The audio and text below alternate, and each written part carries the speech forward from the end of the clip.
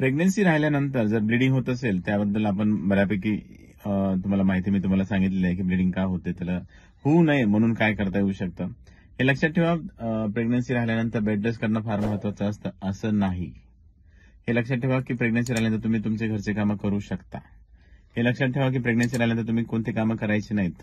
तर ते कामं असे असतात की ज्यांनी पोटावर बाहेर पडेल. तुम्ही खूप जास्त आजारातून प्रवास करत असाल, खूप जास्त वेट लिफ्टिंग करत असाल, खूप जास्त घरचे कामं, जोखमीचे कामं करत असाल, तर नक्कीच तसं करू नये.